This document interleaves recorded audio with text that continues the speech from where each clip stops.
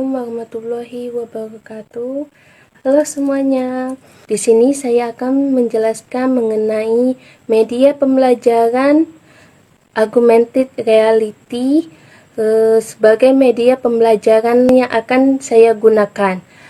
Di sini saya akan menjelaskan tentang apa itu media augmented reality.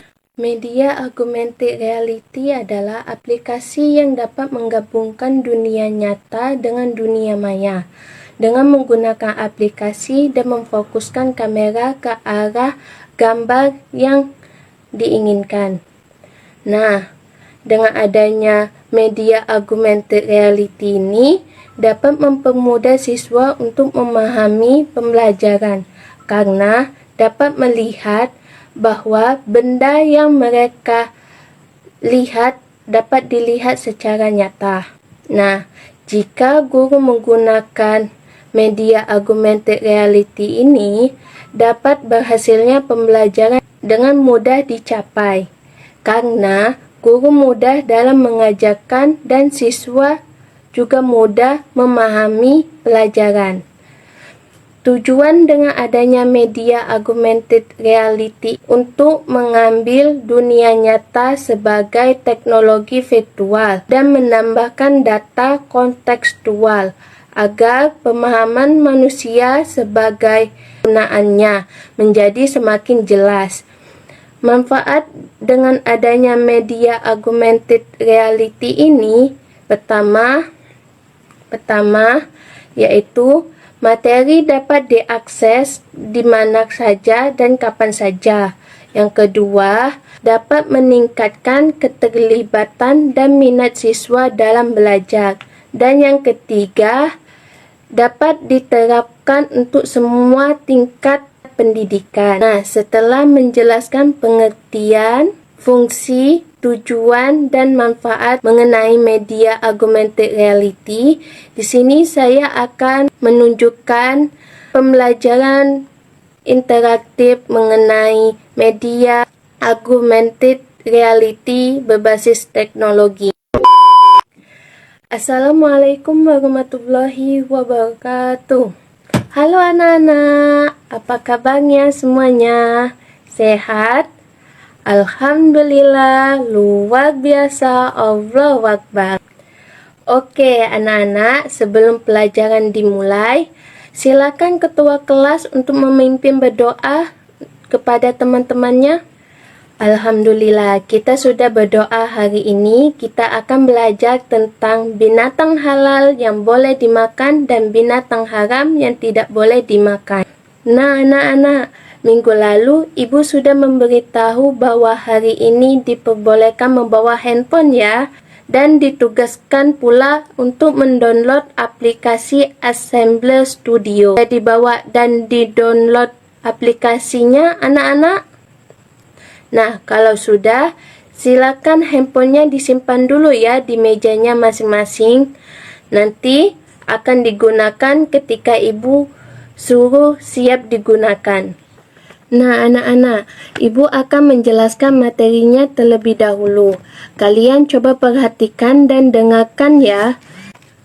Nah, kita akan bahas terlebih dahulu apa itu pengertian binatang halal.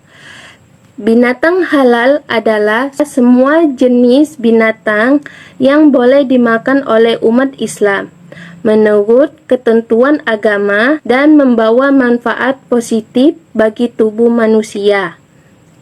Nah, jenis-jenis binatang halal itu yang pertama, binatang ternak yang hidup di darat, yang kedua, binatang yang hidup di air, dan yang ketiga, binatang unggas. Nah, di media augmented reality yang digunakan aplikasi Assembler Studio mengenai jenis-jenis binatang halal. Yang pertama, binatang ternak yang hidup di darat. Di sini ada binatang sapi dan kambing. Nah, yang kedua itu binatang yang hidup di air. Nah, di sini contohnya ikan, kepiting, dan gurita. Dan yang ketiga, binatang unggas. Binatang unggas ini contohnya ayam, dan bebek. Nah, setelah menjelaskan mengenai pengertian dan jenis-jenis binatang halal yang dimakan, di sini Ibu akan menjelaskan tentang pengertian binatang haram. Binatang haram adalah binatang yang tidak boleh dimakan karena dilarang oleh Allah dengan alasan akan berpengaruh buruk bagi jiwa dan raga manusia. Nah, di sini jenis-jenis binatang haram yaitu yang pertama, binatang yang bertaring, buas, dan pemangsa. Dan yang kedua, binatang yang hidup di dua alam. Dan yang ketiga, binatang yang kotor. Nah, contoh binatang bertaring, buas, dan pemangsa yaitu serigala dan singa. Merupakan binatang yang bertaring, buas, dan pemangsa. Dan yang kedua itu binatang yang hidup di dua alam. Contohnya yaitu seperti katak. Nah, yang ketiga itu binatang yang kotor. Contohnya itu seperti anjing. Nah, setelah penjelasan dari Ibu tadi mengenai pengertian binatang halal dan haram yang dimakan beserta jenis-jenis binatang halal dan haram. Nah, setelah itu Ibu akan menjelaskan akibat mengkonsumsi binatang haram, yaitu yang pertama, berdosa dan hilangnya keberkahan dalam hidup. Yang kedua, amalan tidak diterima. Yang ketiga, dapat membentuk karakter yang buruk. Yang keempat, dapat menyebabkan terjadinya penyakit.